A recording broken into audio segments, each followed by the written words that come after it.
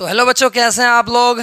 मैं आपके प्यारे शिक्षक ज्ञानेंद्र सर फिर आ चुके हैं आप सभी के लिए एक नया वीडियो लेकर के। बच्चों आज हम लोग क्लास 12th वाले बच्चों का चैप्टर नंबर 5 जिसका नाम है यात्रियों के नज़रिए।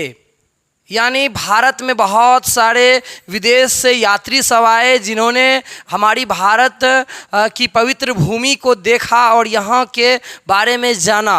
आप सभी जानते हैं कि भारत जो माता है यानी कि ये जो भारत है, इनको एक समय में सोने की चिड़िया कहा जाता था। तो बहुत सारे विदेशी जो आए हिंदुस्तान में आने का उनका सपना था। तो आज मैं बच्चों आप सभी को भारत में जो विदेशी लोग सब आए यानी यात्री सब जो आए जिन्होंने भारत की भूमि को देखा और उनके बारे में, यहाँ के बारे में उनका क्या नज़रिया था, इन सब सारी चीज़ों के बारे में आपको ऑब्जेक्टिव बताने वाला हूँ। तो बच्चों मैं हूँ आपके शिक्षक, प्यारे शिक्षक ज्ञानेंद्र सर। मैं लगातार आप सभी के लिए वीडियोज़ लाते रहता हूँ और सारा चीज़ पढ़ाया जा रहा है। आप सभी का चैप्टर 5 देखिए स्टार्ट हो चुका है। इससे पहले मैंने लगातार हिस्ट्री का 1 2 3 4 सारे वीडियोज ऑब्जेक्टिव कवर करवा चुका हूं मैं आप सभी के लिए ही। तो बच्चों आज चलिए स्टार्ट करते हैं हम सभी चैप्टर 5। ये क्लास 12th वाले बच्चों का रहने वाला है। तो चलिए बिना समय को गंवाए हुए आज का क्लास स्टार्ट करते हैं। कुल मिलाकर के आज मैं आपको बता दूं कि 40 ऑब्जेक्टिव प्रश्न रहने वाला है। अक्सर एग्जाम में इस चैप्टर से प्रश्न देखने को हमें मिलता है। तो चलिए आज का क्लास को स्टार्ट करते हैं। आप सभी अंत तक जुड़े रहिए, निश्चित रूप से आपको बहुत फ़ायदा होगा क्योंकि मैं जो आपको क्वेश्चन आंसर करवाऊंगा यानी ऑब्जेक्टिव प्रश्न को करवाऊंगा उसमें इमेज वगैरह की सहायता से करवाऊंगा। इससे आपका बहुत बड़ा फ़ायदा होगा। क्या फ़ायदा होगा कि आप भूलिएगा नहीं। जैसे कि देख सकते हैं आप, पहला प्रश्न आपके बीच में हाजिर हो चुका है और यहाँ तस्वीरें भी है। तो इस तस्वीरों के माध्यम से मैं आपको बहुत सारे प्रश्न को करवाऊंगा। इससे क्या होगा कि आप एग्ज़ाम में नहीं भूलिएगा। ठीक है, तो आप 40 प्रश्न को अंत तक देखिए, निश्चित रूप से आपको बहुत फ़ायदा होगा।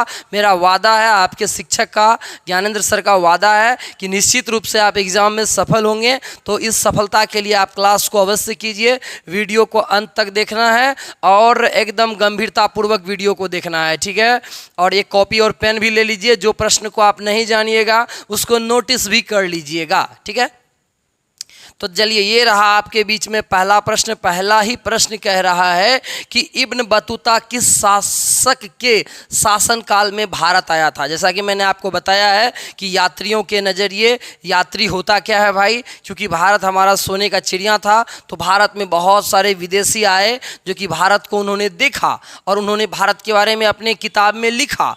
तो ये जो यात्री है ना इब्न बतूता, यह विदेश से आया था। कहाँ आया था? हिंदुस्तान आया था। तो क्वेश्चन बोल रहा है कि इब्न बतूता जो विदेश से यात्री आए थे, वह जब आए थे तो उस समय में हमारे राजा कौन थे, दिल्ली के राजा कौन थे। ठीक है ना, क्योंकि दिल्ली बहुत बड़ा जगह था और वहीं से हमारा भारत ऑपरेट होता था। तो कह रहा है कि इब्न बतूता किस शासक के शासनकाल में आया था। तो बच्चों बताइए कि जब इब्न बतूता भारत आया था तो उस समय में किस राजा के दरबार में यह आया था। कहता है मोहम्मद बिन तुगलक, बलबन, रजिया सुल्तान या फिर सिकंदर लोदी। बताइए, यही है आपका इब्न बतूता। तस्वीरों में आप देख सकते हैं इब्न बतूता को। ये हमारे हिंदुस्तान आए थे। तो यहाँ के राजा कौन थे? बताइए क्या होगा इसका आंसर, है ना। तो इसका आंसर हो जाएगा बच्चों आप सभी का ऑप्शन नंबर ए हो जाएगा, मोहम्मद बिन तुगलक। इसका आंसर हो जाएगा एम, बी और टी,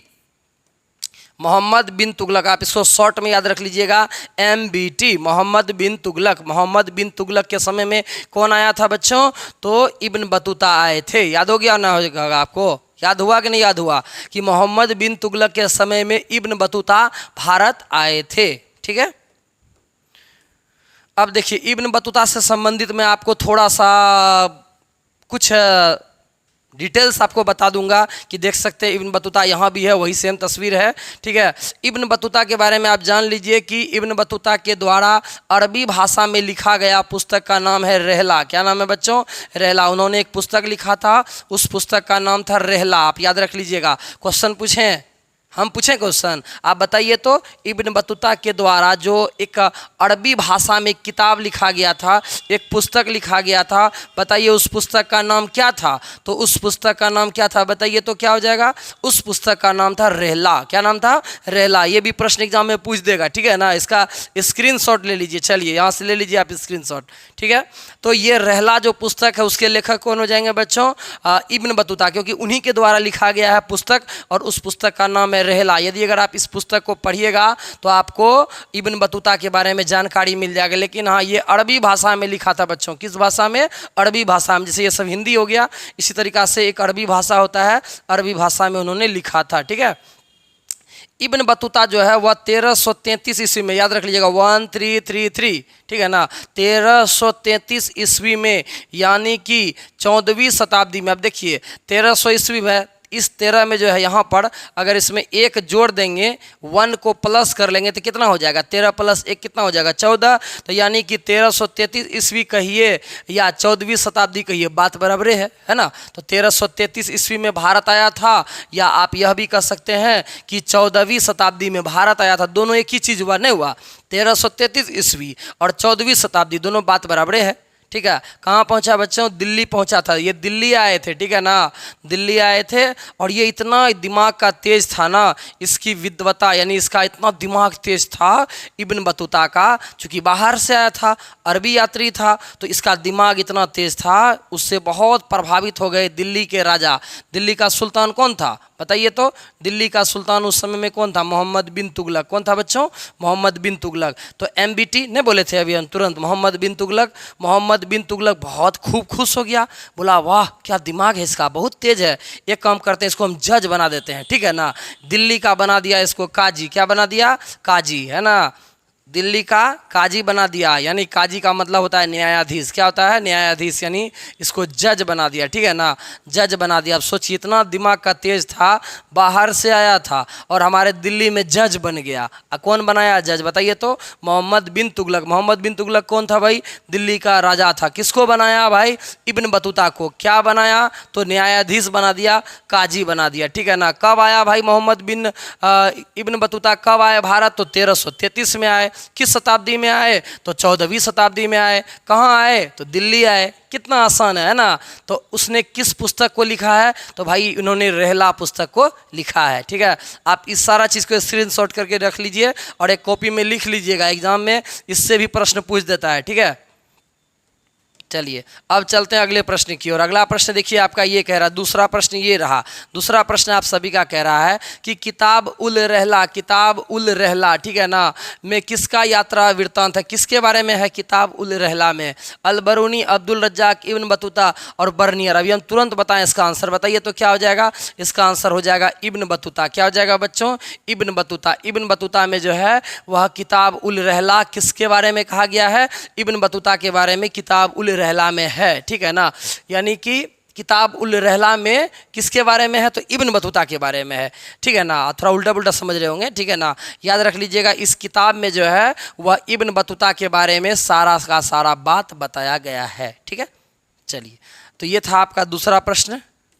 अब कह रहा है तीसरा प्रश्न, इब्न बतूता कितने वर्ष तक भारत में रहा? बताइए इब्न बतूता जो भारत आए कितने वर्ष तक रहे थे बच्चों? ठीक है, कह रहा है 8 वर्ष तक, 10 वर्ष तक, 14 वर्ष तक, 16 वर्ष तक। याद रख लीजिएगा बच्चों, क्या हो जाएगा इसका आंसर? इसका आंसर हो जाएगा आप सभी का ऑप्शन नंबर सी हो जाएगा। 14 वर्ष तक ये हिंदुस्तान में रहे थे। राम भगवान भी 14 वर्ष तक वनवास में रहे थे ना, तो वैसे ही याद रख लीजिएगा ये भी 14 साल तक रहे थे। कितना साल तक भारत में रहे? 14 साल तक। अब सोचिए भारत में 14 साल रहा, खाया पिया, 14 साल 14 ईयर रह लिया। ये क्या जी, अपना भारत है ही इतना प्यारा कि जो यहाँ आए उससे उनको भारत माता से प्यार हो जाए ना। कहता है अगला प्रश्न, इब्न बतूता किस देश का निवासी था? बताइए इब्न बतूता का घर कहाँ था?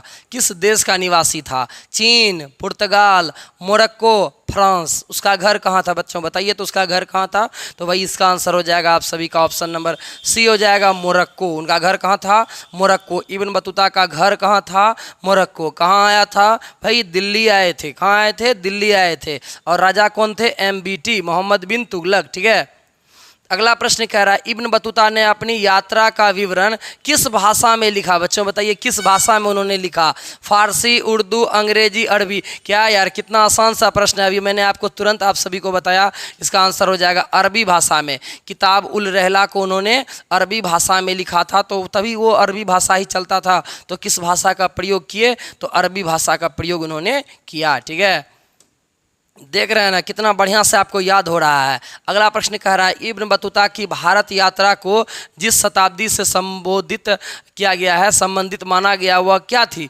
बताइए किस शताब्दी में वो आए थे। ठीक है ना, कहता है 11वीं, 12वीं, 14वीं, 17वीं शताब्दी। बताइए तो इसका भी आसान आपको याद हो गया होगा। इसका आंसर हो जाएगा ऑप्शन नंबर सी हो जाएगा 14वीं शताब्दी। का है भैया हो जाएगा 14वीं शताब्दी। देखिए 1333 ईस्वी है ना, है कि नहीं है। 1333 में आया था भारत। आई तरफ में जोड़ दीजिए एक, कितना हो जाएगा 14, इसलिए इसका आंसर हो जाएगा 14वीं शताब्दी। जैसे अभी मान के चलिए कि 2024 चल रहा है, तो फिर उसमें एक जोड़ देंगे, तो इस साइड में याद रख लीजिएगा। जैसे मान के चलिए अभी है 2024 है, या 2025 चल रहा है, तो 2025 अभी चल रहा है, तो इसमें अगर हम एक जोड़ देंगे तो कितना हो जाएगा, 20 + 1 हो जाएगा 21वीं शताब्दी। अभी कितना शताब्दी चल रहा है बच्चों, तो 21वीं शताब्दी चल रहा है। अगर 2024 चल रहा है तो एक जोड़ देंगे, इसका भी आंसर हो जाएगा 21वीं शताब्दी, यानी ठीक है ना। 2036 अभी चल रहा है, तो 2000 में इस साइड में एक जोड़ देंगे तो 21वीं शताब्दी हो जाएगा। अभी चलते रहेगा 21वीं शताब्दी, अभी चलेगा 2099 तक। ठीक है ना, चलिए ये चीज़ रहा, आपको बढ़िया से याद हो गया होगा। 14वीं शताब्दी यानी 1333 ईस्वी है, इसीलिए इसका आंसर हो जाएगा 14वीं शताब्दी। 13 में एक जोड़ दीजिएगा, शुरू वाला 13 इधर से। अगला प्रश्न कह रहा है इब्न बतूता के अनुसार उसे मुल्तान से दिल्ली की यात्रा में कितने दिन लगे थे, उसकी संख्या क्या थी। बताइए उसको मुल्तान से, वो जो दिल्ली पहुंचा था, मुल्तान से पहुंच गया दिल्ली, तो मुल्तान से दिल्ली में आने में कितना लग गया समय। बताइए तो कितना समय लग गया। कहता 40 दिन, 50 दिन, 10 दिन, 60 दिन। क्या हो जाएगा इसका आंसर जी। इसका आंसर हो जाएगा आप सभी का ऑप्शन नंबर ए हो जाएगा। 40 दिन उनको लगा था। कितना दिन लगा था बच्चों, तो 40 दिन उनको लगा था मुल्तान से, है ना। मुल्तान पाकिस्तान सब में पड़ता है, ठीक है। तो वहाँ से दिल्ली आने में उसको 40 दिन लग गया था। पहले ज़माना में तो अपाची उपाची था ना, एरोप्लेन जो चलता नहीं था, तो तुरंत आ जाता, क्या है कि नहीं है। तो ये बेचारे अपना पैदल रास्ते से आ रहे थे, वह रास्ता एकदम घोड़ा उड़ा पे चढ़ते उड़ते खाते पीते एकदम मस्ती में आए, ठीक है। ये बहुत बार आता था, इसका सामान लूट लेता था। जब आता था रास्ते में डाकू सब होते थे, इसका सामान तमान सब लूट लेता था बेचारा, फिर रोले रोले मम्मी के पास चल जाता था, ठीक है। अब चलिए आगे कह रहा है मोहम्मद बिन तुगलक ने दिल्ली का काजी किसको नियुक्त किया। कितना बार अभी तुरंत हम बताए थे। बताइए इसका आंसर क्या होगा। हम नहीं बोलेंगे इसका आंसर, आपको खुद ही सोचना है। बताइए क्या हो जाएगा इसका आंसर, बताइए। मोहम्मद बिन तुगलक MBT, मोहम्मद बिन तुगलक MBT ने दिल्ली का काजी, दिल्ली का जो है ना जज किसको बनाया था। अल-बरूनी को, इब्न बतूता को, फ्रांसवा बर्नियर को, या फिर अब्दुल रज्जाक को। क्या हो जाएगा बच्चों इसका आंसर। इसका आंसर हो जाएगा आप सभी का ऑप्शन नंबर बी। अभी आप भी यही सोच रहे होंगे इब्न बतूता को दिल्ली का जज बनाया था। क्या अभी हमने बोले थे काजी बनाया था, जज बनाया था, न्यायाधीश, ठीक है। अगला प्रश्न कह रहा है कि नसीरुद्दीन नामक धर्मोपदेशक के प्रवचन से कौन इतना प्रसन्न हुआ कि उसे 1,00,000 टके मुद्रा या 200 दास दे दिए। तो नसीरुद्दीन नामक धर्मोपदेशक के प्रवचन से कौन इतना खूब प्रसन्न हो गया कि उसको 1,00,000 रुपया या 200 दास, दास का मतलब होता है गुलाम। पहले ज़माने में जो ना आदमी भी बिकता था, ठीक है, दे दिया, चलो भाई मेरे पास में 10 नौकर है, तुमको दे दिए 200 नौकर, तो उसको 1,00,000 टका दिया, 1,00,000 मुद्रा दिया, ठीक है ना, और 200 आदमी भी दान में दे दिया। तो कौन ऐसा आदमी था बताइए। Albiruni, Muhammad bin Tughlaq, Ibn Battuta, Francois Bernier. इसका आंसर हो जाएगा आप सभी का ऑप्शन नंबर बी हो जाएगा, मोहम्मद बिन तुगलक। मोहम्मद बिन तुगलक जो था ना, बड़ा ही एकदम पूरा देखते हैं, अब 1,00,000 टका दे दिया, 200 दास दे दिया, है ना। किसको, नसीरुद्दीन नामक एक आदमी था, उसको प्रवचन बड़ा मजा आया, उसको सुनने में बड़ा आया मजा। तो ये राजा क्या किया, इसको दे दिया कौन चीज, 1,00,000 टका दे दिया और 200 अपना आदमी दे दिया। लो 200 हम गुलाम दे देते हैं, दास देते हैं, ये 200 आदमी तुम्हारा गोर दावेगा, सेवा करेगा, ठीक है। तो मोहम्मद बिन तुगलक थोड़ा सा कुछ भी अच्छा काम कर रहा था, क्या कि उन्होंने उसको जज भी बना दिया, काजी बना दिया, ठीक है। इसको 1,00,000 टका भी दे दिया, 200 दास भी दे दिया, ठीक है।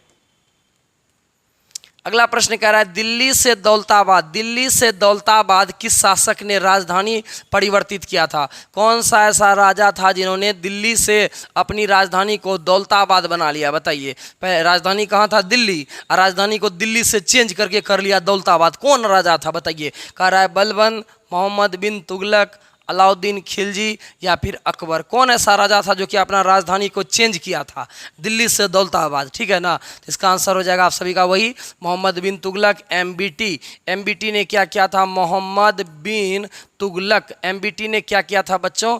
दिल्ली से राजधानी को चेंज करके दौलताबाद अपनी राजधानी को बना लिया था। दिल्ली उसको अच्छा नहीं लगता होगा, राजधानी को चेंज कर लिया होगा। जैसे बिहार की राजधानी पटना है तो पटना को चेंज करके कहीं और कर लिया, राजगीर कर लेगा, इस तरीका से किया था। ठीक है, अगला प्रश्न कह रहा है कि मध्य एशिया के रास्ते होकर इब्न बतूता सन 1333 ईस्वी से स्थल मार्ग यानी रोड स्थल मार्ग से कहाँ पहुँचा था? बताइए कहाँ पहुँचा था? मध्य एशिया से निकला इब्न बतूता, 1333 में निकला, स्थल मार्ग से कहाँ पहुँच गया? सिंध पहुँच गया, मुल्तान, लाहौर, पानीपत। कहाँ पहुँच गया भाई? तो उन्होंने वहाँ सिंध पहुँच गया। कहाँ पहुँच गया? सिंध, है ना। भारत का नक्शा में जो ऊपर में यहाँ पर होता है ये वाला जो इलाका था, ठीक है ना, ये वाला इलाका जो यहाँ का जो इलाका हो जाएगा इसको बोलते थे सिंध, यानी ऊपर वाला हिस्सा को सिंध कहा जाता था। ठीक है, तो ये सिंध पहुँच गया था। सिंध वगैरह सब हम ही लोग का ज़मीन था, हिंदुस्तानी का है कि पाकिस्तान वगैरह तो तभी भारत में न था, तो ये सिंध वगैरह सब हिंदुस्तानी कहलाएगा। ठीक है, अगला प्रश्न कह रहा है कि भारत की जो डाक व्यवस्था है, यहाँ जो चिट्ठी पत्री होता है, डाक व्यवस्था, पोस्ट ऑफिस का वर्णन अपने यात्रा वृत्तांत में कौन किया था? कौन ऐसा था यात्री जिन्होंने कहा कि भारत में चिट्ठी चलता है, डाक चलता है, यहाँ डाकिया आते हैं, चिट्ठी देते हैं घरे घर? तो कौन बताया था? अपने किताब में लिखा था इस बात को? अल-बरूनी ने, इब्न बतूता ने, ह्वेनसांग ने, फ्रांसवा बर्नियर ने। तो भाई किसने बताया था? तो इसका आंसर भी सेम टू सेम हो जाएगा, इब्न बतूता। इब्न बतूता ने क्या किया था? अपनी किताब में क्या किया था ना, बताया था कि भारत में जो है ना पोस्ट ऑफिस होता है, डाक होता है, यहाँ पर कोई आदमी दूसरे को चिट्ठी भेजता है तो चिट्ठी लिख लिया गया, पोस्ट ऑफिस में गिरा दिया, फिर उस पोस्ट ऑफिस से वो दूसरे के यहाँ पहुँच गया। तो इस प्रकार का सिस्टम भारत में है। और किसने कहा था? इब्न बतूता ने अपना किताब में लिख दिया। सोचिए भारत में कितना बढ़िया ये सिस्टम था, चिट्ठी और पत्री। अब तो खैर मोबाइल का ज़माना आ गया, तो जिसको भी लोग कहीं पर कॉल उल करता है तो मोबाइल से फ़ोन कर लिया, लेकिन पहले ज़माने में चिट्ठी हुआ करता था। सोचिए पहले ज़माने में लोगों का कितना सब्र रहता था दुनिया में, कि लोग इंतज़ार करते थे कि मेरा चिट्ठी आएगा। जैसे किसी को कोई खबर भिजवाना है तो आज चिट्ठी लिखेगा, 2-4 रोज़ के बाद वो जानेगा। लेकिन अभी के ज़माने में कितना आसान हो गया है दुनिया, कुछ भी होता है। अभी तो आदमी रसगुल्ला भी खाता, देखो फ़ोन करता, भाई रसगुल्ला मैंने खाया बड़ा मीठा था, है ना। तो अब इतना दुनिया बदल चुका है, तो ये चीज़ें हैं। अगला प्रश्न कह रहा है कि मोहम्मद बिन जूजिए ने मोरक्को के सुल्तान के कहने पर किसकी यात्रा वृत्तांत लिखा? मुहम्मद इब जूजिए ने मोरक्को के सुल्तान के कहने पर, मोरक्को के सुल्तान के कहने पर एक यात्री था, उसका नाम था मोहम्मद इब जूजिए। ठीक है ना, उन्होंने मोरक्को का राजा के कहने पर किसकी यात्रा वृत्तांत लिखा था? बताइए, अल-बरूनी, इब्न बतूता, अब्दुल रज़ाक या फिर फ्रांसवा बर्नियर? क्या हो जाएगा बच्चों इसका आंसर? इसका आंसर भी हो जाएगा आप सभी का इब्न बतूता। हमने क्या किया है, इब्न बतूता का सारा प्रश्न को शुरू में ला दिया है, एकदम फर्स्ट में बता दिया। इससे क्या होगा कि आपको अच्छा से याद हो गया होगा। दूसरा यात्री भी अभी आएगा, ठीक है ना, सब रखना आप सभी को। तो एक आदमी था, उसका नाम था मोहम्मद इब जूजिए ने क्या किया था? मोरक्को का एक राजा था, मोरक्को का सुल्तान ने क्या कहा है, इधर सुन, तुम जो है ना इब्न बतूता के बारे में लिखो 10 लाइन। तो तब ये क्या किया, ये जो आदमी था, इन्होंने इस राजा के कहने पर इसके बारे में लिख दिया, इब्न बतूता के बारे में किताब में लिख दिया। ठीक है, आप सोचिए, अच्छा आदमी के बारे में तो लिखबे नहीं करेगा। जैसे मान चलिए हम ही हैं, हम है राजा, हम किसी को बोल देंगे अरे बहुत अच्छा आदमी काम किया, उसके बारे में लिख दो तो किताब में, तो यही बात हुआ। अगला प्रश्न कह रहा है, जैसे घोंसले को पक्षी छोड़ता है, जैसे घोंसले को पक्षी छोड़ता है, उसी तरह किसी यात्री ने यात्रा पर जाने हेतु अपने घर को छोड़ा था। बताइए, जैसे घोंसला से, सही बात है, घोंसला से जो पक्षी होता है, पक्षी क्या करता है, अपना घोंसला से उड़ जाता है। जब बड़ा हो जाता है ना तो वो अपना घोंसला से उड़ जाता है। ठीक उसी तरीका से कौन ऐसा यात्री था जो कि अपना घर छोड़ करके आया था? जिस तरीका से पक्षी उड़ जाता है, तो कौन ऐसा यात्री था जो अपना घर छोड़ करके आया था? Al-Biruni, Marco Polo, Francois Bernier या फिर इब्न बतूता? क्या हो जाएगा बच्चों इसका आंसर? इसका आंसर भी हो जाएगा आप सभी का ऑप्शन नंबर डी हो जाएगा। जाएगा? Ibn Battuta. सबका आंसर इब्न बतूता आ रहा है ना जी। अगला भी आएगा, दूसरा भी आएगा, सब रखना मेरे भाई, ठीक है।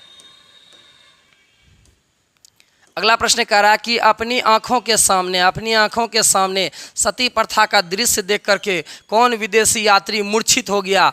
देखिए भारत में क्या होता था बच्चों ना, पहले ज़माने में क्या होता, सती प्रथा होता था। जैसे मान के चलिए पहले ज़माने में एक और भी होता था कि जो बच्चियां होती थी उसको कम उम्र में शादी कर दिया जाता था, ठीक है, बाल विवाह था। उसके बाद क्या था, एक और घटिया प्रथा भारत में था, उसका नाम था सती प्रथा। क्या नाम था बच्चों? सती प्रथा। इसमें क्या होता था कि कोई अगर बच्ची है तो चूंकि कम उम्र में शादी हो गया, यदि अगर उसका हस्बैंड अगर मर गया तो उसको ज़बरदस्ती उस चिता पर लिटाया जाता था और उसको जिंदा जला दिया जाता था। बताइए भारत में कितना घटिया ये सिस्टम था। अब तो खैर सती प्रथा नहीं है क्योंकि भारत में अंग्रेज सब आए, राजा राम मोहन सब, इन्होंने क्या किया, सती प्रथा के बारे में विरोध किया। नहीं, ये सिस्टम खत्म होना चाहिए और होना भी चाहिए भाई, क्योंकि उसका हस्बैंड, मान के चलिए किसी का हस्बैंड है, वो दारू वगैरह पीता है, पीता उता खाता है, वो बेचारा मर गया तो उसके चक्कर में उसकी वाइफ क्यों मरे, है ना। अब उसको जिंदा जला देना ये कितना गलत वाली बात है। तो भारत में जो है ना, अपनी आंखों से एक विदेशी यात्री आए थे जिन्होंने देखा सती प्रथा के बारे में।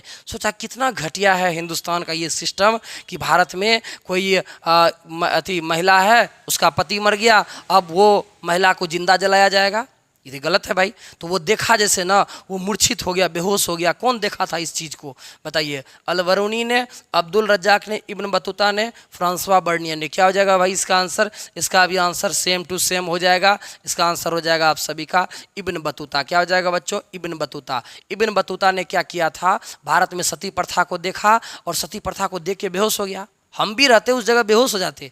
कैसे देख सकते हैं किसी को मरते हुए, है ना। तो ये वाकई बहुत गलत सिस्टम था भारत में। 16वां प्रश्न कर रहा है कि अब्दुल रज्जाक समरकंदी, यहाँ से यहाँ तक एक ही नाम है, अब्दुल रज्जाक समरकंदी, एक और आदमी था, ठीक है ना, नामक यात्री ने किसके यात्रा वृत्तांतों को पढ़ा और उससे प्रेरणा लिया? अब एक और दूसरा आदमी आएगा, उसका नाम है अब्दुल रज्जाक। क्या नाम है? अब्दुल रज्जाक समरकंदी। तो वो क्या किया था ना, एक आदमी का किताब को पढ़ा था और उससे इंस्पायर हुआ, प्रेरित हुआ कि अब हम भी जाएंगे, भारत घूमेंगे और भारत के बारे में जानेंगे। तो अब्दुल रज्जाक समरकंदी नामक यात्री ने किसका यात्रा वृत्तांत को पढ़ा, किताब को पढ़ा और उससे बहुत खुश हो गया और सोचा कि अब हम भी जाएंगे घूमने के लिए।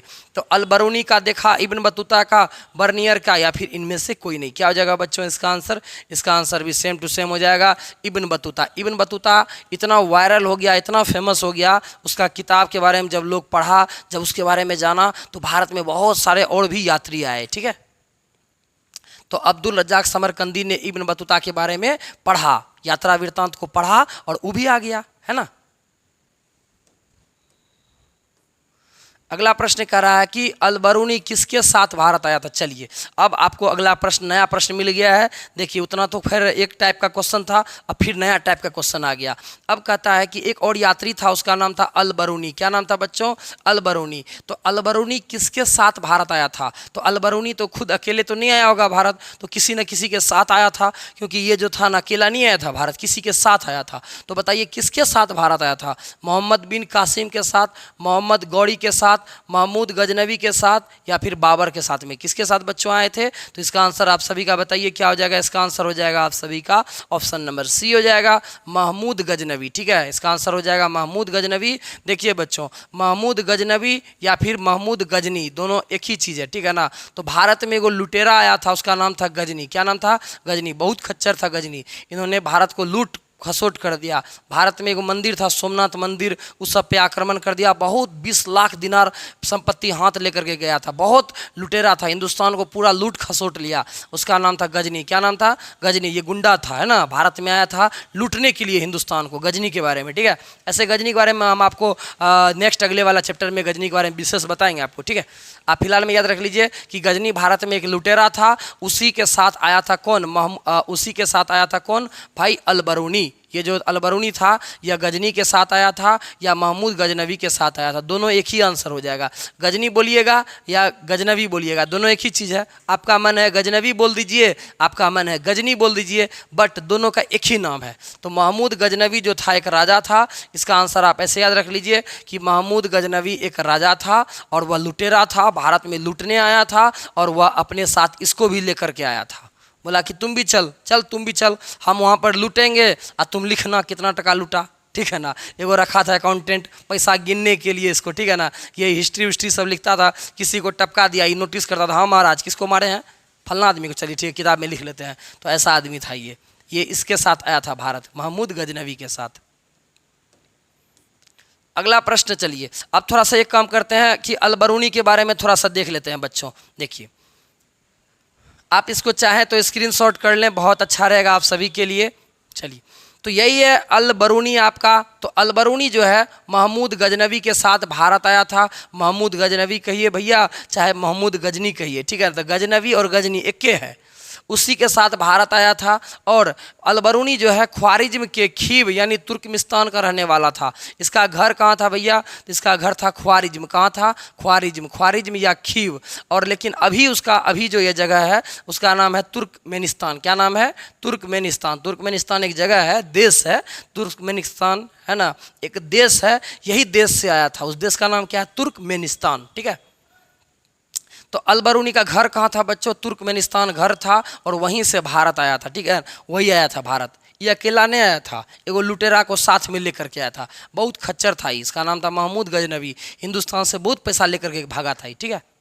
तो अलबरूनी ने भी क्या किया था, किताब लिखा था, उसका नाम था किताब उल हिंद। क्या नाम था, किताब उल हिंद, ठीक है। और तहकीक ए हिंद, इसी का नाम है तहकीक ए हिंद या फिर किताब उल हिंद। तो इन दोनों का लेखक कौन है भैया, तो इन दोनों का लेखक है अलबरूनी। आप क्वेश्चन पूछे बताइए तो अलबरूनी ने किस किताब को लिखा है बच्चों, तो आपका आंसर हो जाएगा किताब उल हिंद या तहकीक ए हिंद। क्या हो जाएगा बच्चों, किताब उल हिंद या तहकीक ए हिंद, ठीक है ना। इसका आप स्क्रीनशॉट कर लीजिए, ठीक है ना। इस दोनों बुक का लेखक कौन हो जाएगा, अलबरूनी, यही लिखा है ये दोनों किताब को, ठीक है। तो तहकीक ए हिंद या फिर किताब उल हिंद के लेखक हो जाएंगे आपके अलबरूनी साहब, ठीक है। चलिए आप बताइएगा बच्चों इसका आंसर क्या होगा। कह रहा है कि अलबरूनी का जन्म कहाँ हुआ था। अब बताइए अलबरूनी का जन्म कहाँ हुआ था, ख्वारिज्म, तंजियर, गजनी या फिर लाहौर। बच्चों क्या हो जाएगा इसका आंसर, इसका आंसर हो जाएगा आप सभी का ऑप्शन नंबर ए हो जाएगा, ख्वारिज्म। कहाँ घर था उसका, ख्वारिज्म घर था अलबरूनी का, ठीक है। किसके साथ आया था बताइए तो, गजनवी के साथ आया था, ठीक है। लुटेरा के साथ में आया था ना जी। अगला प्रश्न कह रहा है तहकीक ए हिंद या फिर किताब उल हिंद किसकी यात्रा वृत्तांत है। बताइए तहकीक ए हिंद जो है या फिर किताब उल हिंद किसके बारे में, किसने लिखा है इस चीज़ को और किसके बारे में लिखा गया है। अलबरूनी के बारे में, इब्न बतूता के बारे में, अब्दुल रज्जाक के बारे में, मार्को पोलो के बारे में। क्या हो जाएगा इसका आंसर, आप अभी सभी को मैंने अभी तुरंत बताया है, इसका आंसर हो जाएगा अलबरूनी। अलबरूनी ने ही इस किताब को लिखा है। यदि अगर आप इस किताब को पढ़िएगा तो आपको अलबरूनी के बारे में जानकारी मिल जाएगा, ठीक है। अगला प्रश्न कह रहा है कि अलबरूनी ने किताब उल हिंद की रचना किस भाषा में किया था, कौन सा लैंग्वेज में इस किताब को उन्होंने लिखा। अलबरूनी ने किताब उल हिंद को किस भाषा में लिखा, अरबी भाषा में, फारसी में, उर्दू में या फिर संस्कृत में। किस भाषा में लिखा बच्चों, तो इसका आंसर हो जाएगा आप सभी का ऑप्शन नंबर ए हो जाएगा, अरबी भाषा में। किस भाषा में लिखा बच्चों, तो अरबी भाषा में उन्होंने लिखा, क्योंकि तभी यही लोग अरबी भाषा का प्रयोग करते थे, तो अपना भाषा में लिखवे करेंगे, अरब देश के थे तो अरबी भाषा में लिखे। अगला प्रश्न कह रहा है कि किताब उल हिंद में किस देश का वर्णन है। बताइए यदि अगर हम लोग किताब उल हिंद को पढ़ते हैं तो किस देश के बारे में जान जाएंगे, चीन के बारे में, भारत के बारे में, फ्रांस के बारे में, जापान के बारे में। क्या हो जाएगा इसका आंसर बच्चों, इसका आंसर हो जाएगा आप सभी का ऑप्शन नंबर बी हो जाएगा, भारत के बारे में। क्योंकि किताब उल हिंद में क्या हुआ था, भारत के बारे में अलबरूनी ने पूरा लिख दिया कि भारत इतना अच्छा देश है, यहाँ का राजा ऐसा है वैसा है, हम लोग गए थे लूट के लाए, क्या यही सब न चीज़ लिखेगा। तो भारत के बारे में उन्होंने इस किताब में पूरा लिखा और अपने बारे में भी लिखा, ठीक है।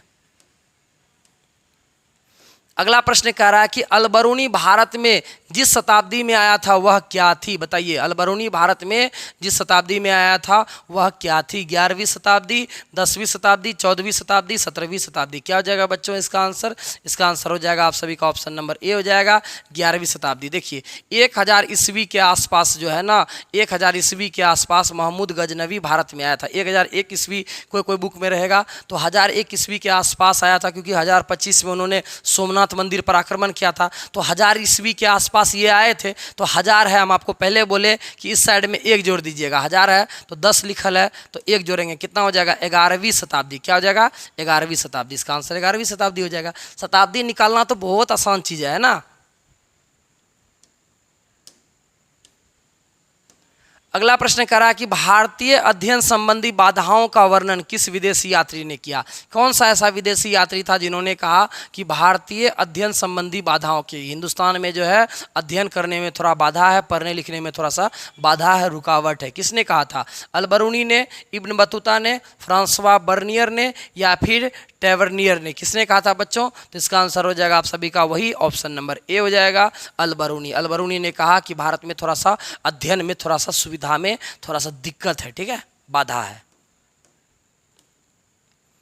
अगला प्रश्न कह रहा है कि अनेक विदेशी यात्रियों ने भारत की जिन दो चीज़ों को असामान्य माना हुआ क्या है? बहुत सारा विदेशी यात्री आए भारत में, उन्होंने दो चीज़ को बारे में, किसके बारे में कहा है कि भाई ये चीज़ अजूबा है, असामान्य है, असामान्य है यानी कुछ अलग है, डिफरेंट है। तो भारत में आकर के क्या चीज़ को देखा कि हक्का बक्का रह गया? क्या रह गया बताइए? तो दूध और अंडा को देखा, नारियल और पान को देखा, पपीता और टमाटर को देखा, खरबूज और तरबूज को देखा। किसको देखा भाई? इसका आंसर हो जाएगा आप सभी का ऑप्शन नंबर बी हो जाएगा, नारियल को देखा और पान को देखा।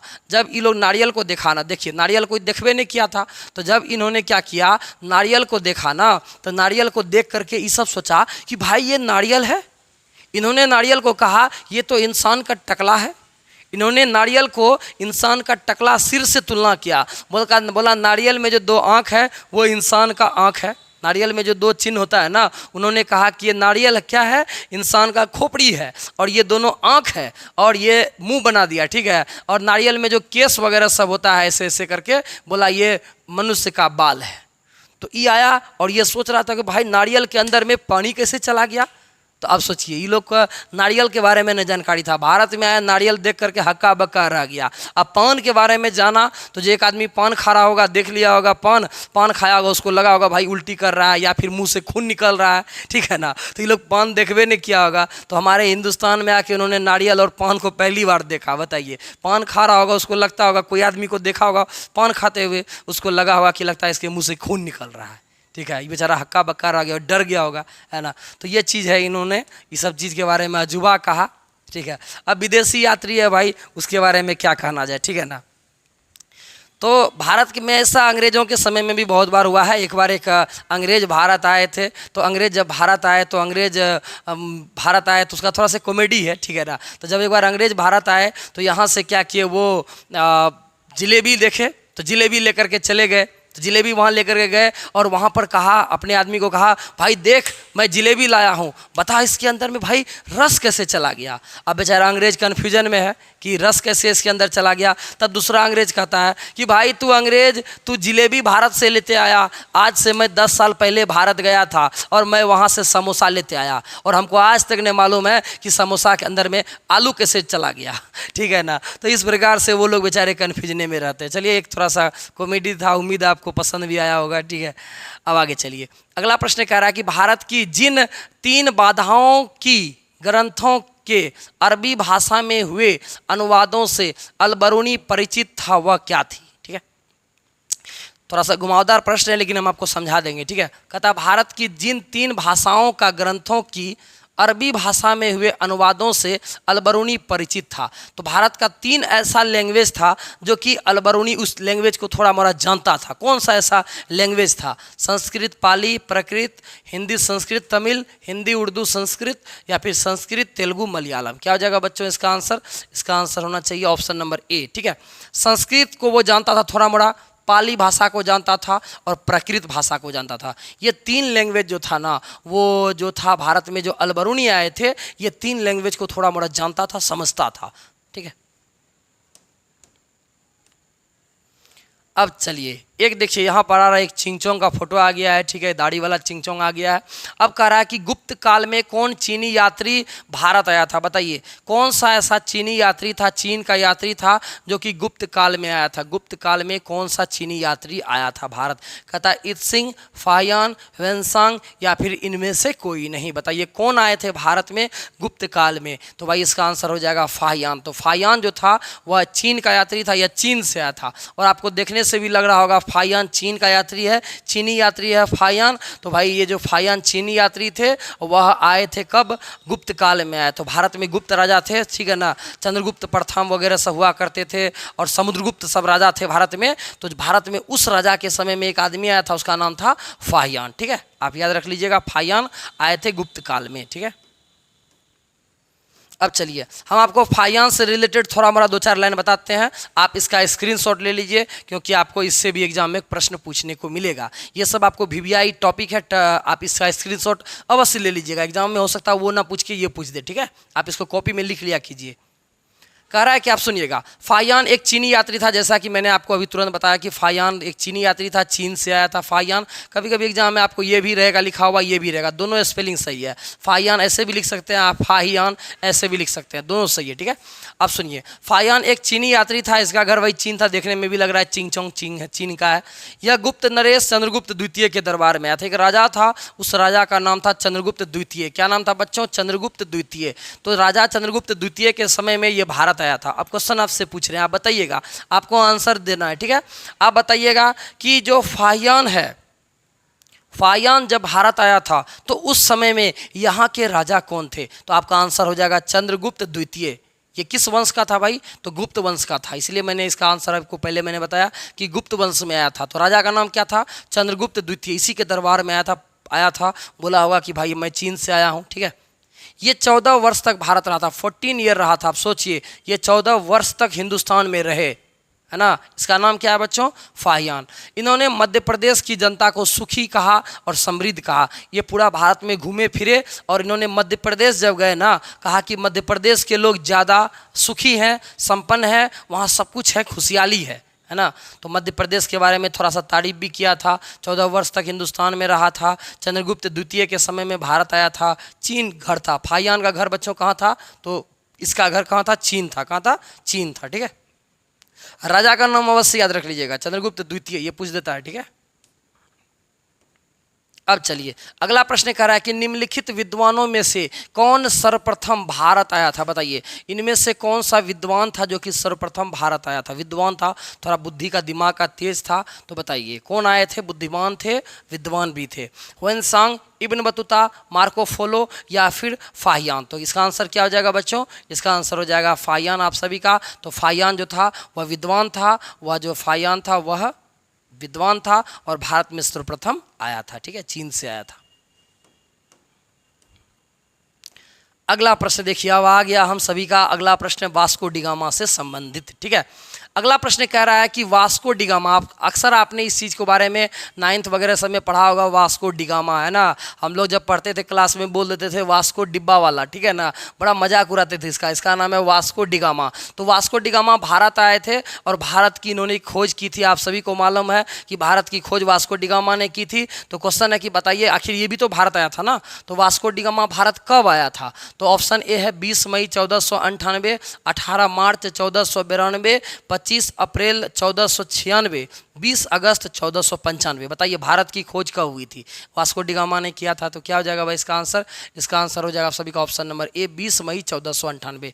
कहीं कहीं किसी किसी बुक में आपको 17 मई रहेगा। क्या रहेगा? 17 मई। आप 17 मई भी याद रख लीजिएगा और 20 मई भी याद रख लीजिएगा, लेकिन आपको एग्जाम में बड़ी बड़ी किताब में आपको 20 मई रहेगा। ठीक है, किसी किसी बुक में 17 मई भी दिया हुआ है, लेकिन आप 20 मई को याद रख लीजिएगा। ठीक है, तो 20 मई 1498 को कौन आए थे भैया? तो वास्को डी गामा आए थे, भारत आए थे और केरल आए थे। कहाँ आए थे? केरल में आए, केरल में, और वहाँ पर इसका स्वागत किया गया। जमोरी नाम का था, वो स्वागत किया, भारत का खोज करने आए थे। ठीक है, अगला 29वां प्रश्न कह रहा है कि यात्रियों का राजकुमार कौन सा ऐसा यात्री था जिसको कहते हैं राजकुमार। बहुत खूबसूरत था दिखने में, आप सभी देख सकते हैं कि यात्रियों का राजकुमार सुंदर एकदम राजकुमार की तरह जितने भी यात्री आए उसमें हैंडसम कौन है, यात्रियों का राजकुमार किसे कहा गया। फोटो देखिए, कहता है फाहियान को, हुएनसांग को, अलबरूनी को, इब्न बतूता को। क्या हो जाएगा बच्चों इसका आंसर? इसका आंसर हो जाएगा आप सभी का ऑप्शन नंबर बी हो जाएगा, हुएनसांग। क्या हो जाएगा बच्चों?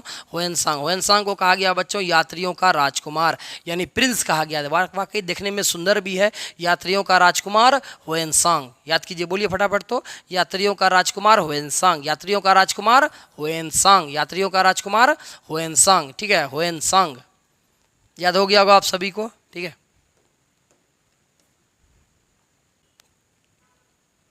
चलिए थोड़ा सा हम आपको हुएनसांग के बारे में थोड़ा सा डिटेल्स आपको बताते हैं। ये देखिए तस्वीरों में आपको हुएनसांग दिख रहे हैं हमारे। ठीक है, तो हुएनसांग के बारे में आप थोड़ा मोड़ा याद रख लीजिए कि हुएनसांग जो था एक चीनी यात्री था। इसका घर कहाँ था बच्चों? चीन था, और यात्रियों का राजकुमार भी कहा जाता है। ठीक है, ये जो आए थे भारत उस समय में हमारे राजा का नाम था हर्षवर्धन। क्या नाम था? हर्षवर्धन। तो ये किसके दरबार में आए थे? राजा का नाम क्या हो जाएगा? हर्षवर्धन। हर्षवर्धन के दरबार में भारत आए थे। ठीक है, ये कब बच्चों भारत के लिए प्रस्थान किया? 629 ईस्वी में। समझिए 629 ईस्वी में ये निकला चीन से। ठीक है, और भारतवर्ष के लिए प्रस्थान किया। प्रस्थान का मतलब होता है आगे की ओर बढ़ा, और लगभग 1 वर्ष की यात्रा के बाद, 1 साल के बाद पैदल निकला होगा। देख सकते हैं एकदम झोला झपटा ले लिया है। ठीक है, 1 साल तक पैदल चले, घूमते फिरते भारत आए। ठीक है, 629 में भारत, 629 में चीन से निकले थे। अपना मम्मी पापा को आशीर्वाद लेकर के निकले थे कि माँ मैं निकलता हूँ भारत घूमने के लिए। ठीक है ना, देख सकते हैं आप पूरा निकले हैं भारत घूमने के लिए।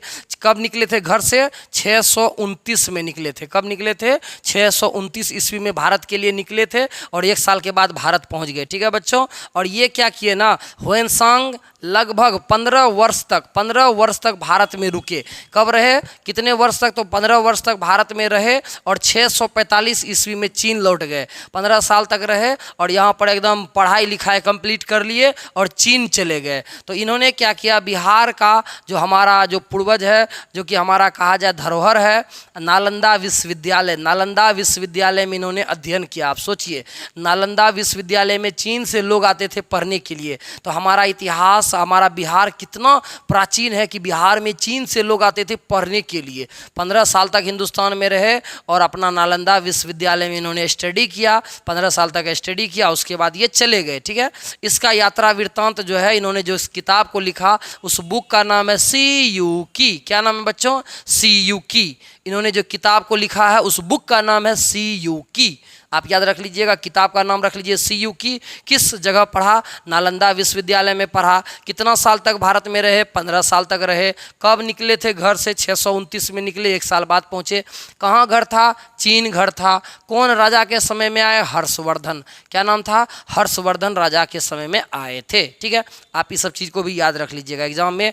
ये वाला तो आपको VVI ये पूछेगा ही पूछेगा। ठीक है, और ये वाला। ठीक है, और इसका ये भी याद रख लीजिएगा सीयूकी। ठीक है, ये भी याद रख लीजिएगा नालंदा विश्वविद्यालय।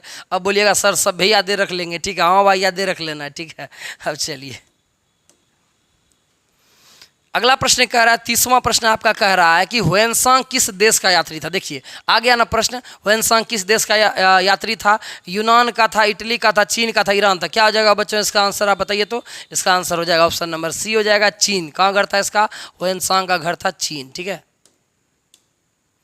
अगला प्रश्न करा है, मध्ययुगीन यात्रियों का सरताज किस यात्री को कहा जाता है? बताइए, एक नया तस्वीर आ गया, हमारी ओर ही देख रहा है, तो बताइए मध्ययुगीन यात्रियों का सरताज, ये क्वेश्चन अलग है। मध्ययुगीन यात्रियों का सरताज किसे कहा जाता है? अलबरूनी को, मार्को पोलो को, इब्न बतूता को, या फिर फाहियान को? क्या हो जाएगा बच्चों इसका आंसर?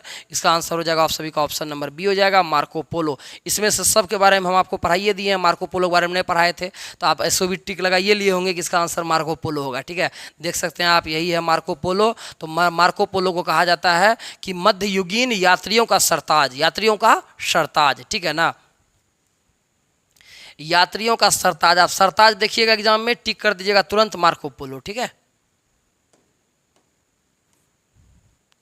अगला प्रश्न कह रहा है कि मार्को पोलो ने 13वीं शताब्दी से जिस स्थान से चलकर चीन और भारत की यात्रा की थी उसका नाम क्या था? तो बताइए मार्को पोलो जो था ना वो कहाँ से स्टार्ट किया था अपना यात्रा को? वेनिस से, पेरिस से, मोरक्को से या फिर बर्लिन से? कहाँ से निकलना चालू किया था भाई? तो इसका आंसर हो जाएगा आप सभी का ऑप्शन नंबर ए हो जाएगा वेनिस। वेनिस या वेनिस एक ही चीज़ हुआ, तो वेनिस से ये निकला और चीन गया, भारत आया, सब जगह घुमा फिरा। ठीक है,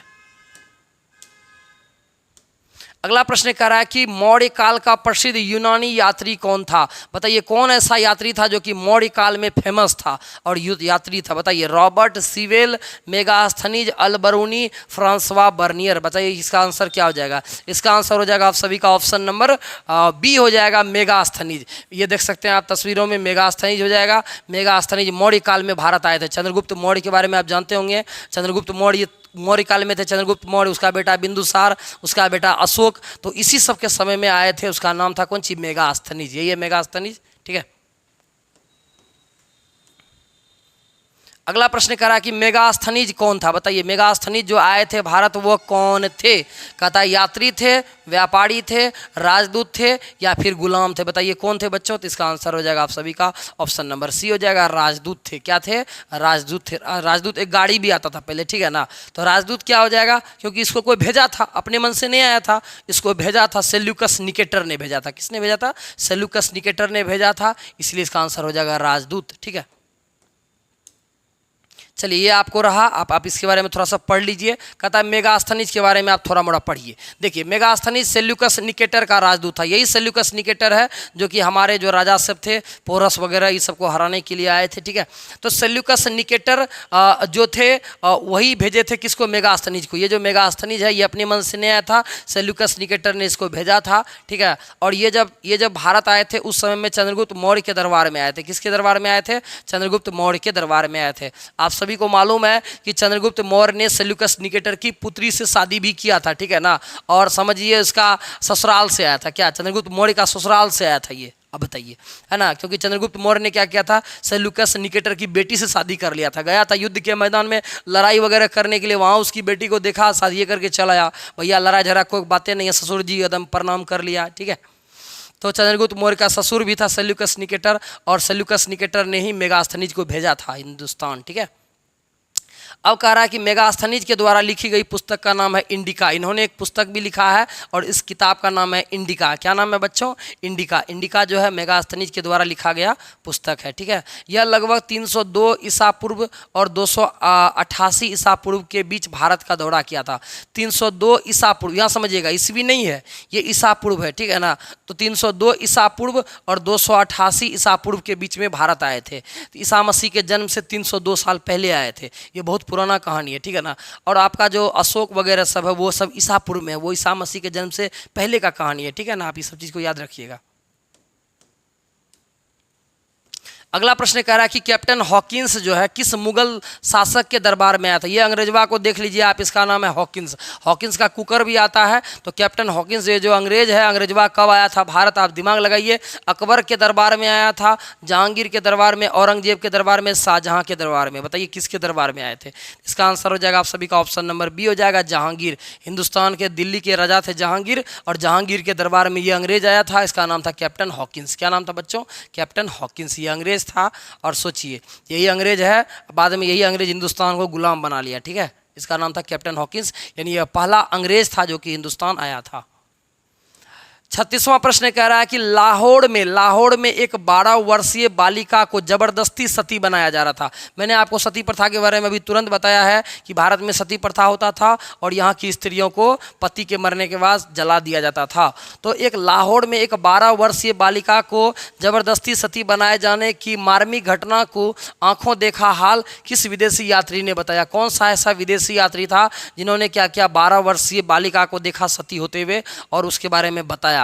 अलबरूनी ने, अब्दुल रज्जाक ने, इब्न बतूता ने या फिर फ्रांसवा बर्नियर ने? क्या हो जाएगा बच्चों इसका आंसर? इसका आंसर हो जाएगा आप सभी का ऑप्शन नंबर डी हो जाएगा, फ्रांसवा बर्नियर। यही है फ्रांसवा बर्नियर, जिन्होंने 12 साल की लड़की को जब देखा सती होते हुए तो उन्होंने हर जगह बताया, अपनी किताब सब में लिखा कि ये गलत है। हिंदुस्तान में लाहौर में हो रहा था, लाहौर अभी पाकिस्तान में है, तभी कहाँ था? हिंदुस्तान में। ठीक है, अगला 37वां प्रश्न कह रहा है कि मॉन्टेस्क्यू नामक फ्रांसीसी दार्शनिक ने किस यात्री के विवरण के आधार पर प्राच्य निरंकुशवाद का सिद्धांत प्रतिपादित किया। तो मॉन्टेस्क्यू नामक एक फ्रांसीसी दार्शनिक था, उसका नाम था मॉन्टेस्क्यू। मॉन्टेस्क्यू के बारे में आप क्लास 10th में पढ़े होंगे। मॉन्टेस्क्यू हो गया, रूसो हो गया, ये सब दार्शनिक था, ठीक है ना। तो उन्होंने क्या किया था, फ्रांसीसी दार्शनिक था, उन्होंने किस यात्रा के विवरण के आधार पर प्राच्य निरंकुशवाद का सिद्धांत प्रतिपादित किया। उन्होंने बताया कि निरंकुश राजा हुआ करते थे, तो किसके बारे में पढ़ा और उन्होंने अपने किताब उताब में बताया, वहाँ पर चर्चा किया, ठीक है ना। बर्नियर के बारे में पढ़ा, या फिर टेवर्नियर के बारे में, अल बरूनी के बारे में, या फिर इब्न बतूता के बारे में। इसका आंसर हो जाएगा बच्चों ऑप्शन नंबर ए हो जाएगा, फ्रांसवा बर्नियर के बारे में उन्होंने कहा और उन्होंने निरंकुशवाद का सिद्धांत को दिया, ठीक है। निरंकुशवाद का मतलब होता है जिस पर कोई अंकुश न लगा सके। उन्होंने कहा कि भारत में भी ऐसे ऐसे राजा हुआ करते थे जो कि बहुत मनमानी करते थे, ठीक है। इसका किताब को पढ़ करके मॉन्टेस्क्यू ने अपने बारे में वहाँ लिख दिया होगा, ठीक है। अगला प्रश्न कह रहा है कि किस नगर का अथवा उसके किले का वर्णन प्रायः अधिकांश यात्रियों के द्वारा किया गया है। तो बताइए किस नगर के बारे में और किस किले के बारे में बहुत सारे यात्रियों ने अपनी किताब में लिखा है। कहाँ का, ग्वालियर के बारे में, उज्जैन के बारे में, लाहौर के बारे में, या फिर पटना के बारे में। बच्चों इसका आंसर क्या हो जाएगा, आप जरा सोचिए। इसका आंसर हो जाएगा आप सभी का ऑप्शन नंबर ए हो जाएगा, ग्वालियर के बारे में। ग्वालियर तभी के टाइम में बहुत फेमस था और ग्वालियर के बारे में लगभग जितने भी यात्री थे उन्होंने इसके बारे में अपनी किताब में लिखा है, ठीक है, ग्वालियर के बारे में। अगला प्रश्न कर रहा है 39वां प्रश्न कर रहा है कि मुंतखब उल लुबाब किसकी रचना है। तो बताइए यह जो रचना है उसके लेखक कौन हो जाएंगे, मुंतखब उल लुबाब। किसकी रचना है, किसने इस चीज़ को लिखा है। तो इसका आंसर क्या हो जाएगा बच्चों, जहांगीर, अकबर, खाफी खां, या फिर इनमें से कोई नहीं। इसका आंसर हो जाएगा आप सभी का ऑप्शन नंबर सी हो जाएगा, खाफी खां। खाफी न खां नाम का एक आदमी था, उन्होंने इस चीज़ को लिखा है, मुंतखब उल लुबाब, ठीक है। इस टाइप का प्रश्न कभी कभी एग्जाम में पूछ देता है, आप थोड़ा मोड़ा याद रख लीजिएगा, ठीक है। अब ये रहा अंतिम प्रश्न का रहा, देख सकते हैं आप तस्वीरों के माध्यम से ही खत्म हो रहा है ये मैथमेटिशियन। चलिए अगला कह रहा है यूक्लिड कौन था। बताइए यूक्लिड कौन था, रोमन दार्शनिक था, रोमन यात्री था, यूनानी गणितज्ञ था, यूनानी इतिहासकार था। भाई इसका आंसर मैंने आपको तुरंत थोड़ा सा मेरे मुंह से निकल गया। इसका आंसर हो जाएगा ऑप्शन नंबर सी हो जाएगा, यूनानी गणितज्ञ हो जाएगा। इसका नाम था यूनान घर था और ये मैथमेटिशियन से देखते हैं मैथ बना रहे थे, ठीक है ना। और यूक्लिड के बारे में हम लोग भी पढ़ते हैं क्लास 10th में, यूक्लिड विभाजन एल्गोरिथम के बारे में। ये मैथमेटिशियन थे, गणित जानते थे, ठीक है ना, गणित के बहुत बड़े विद्वान थे। इसका नाम था यूक्लिड। क्या नाम था, यूक्लिड। और इन्होंने बहुत सारा थ्योरम लिखा है क्लास 10th में, इन्होंने बहुत सारा मैथ को लिखा है ना, तो बहुत बड़े मैथमेटिशियन थे। इसका नाम था यूक्लिड। देख सकते हैं आप मैथ बैठ के बना रहे हैं, है ना। इसका नाम था यूनानी गणितज्ञ। गणितज्ञ क्या होता है, मैथमेटिशियन। ये मैथमेटिशियन थे और इसका घर था यूनान। कहाँ घर था, यूनान, ठीक है ना। तो ये था कुल मिलाकर के आपका 40 प्रश्न। उम्मीद है आपको 40 प्रश्न बहुत मज़ा आया होगा और आप काफ़ी हंसते मुस्कुराते इस 40 प्रश्न को हमारे साथ पढ़े होंगे।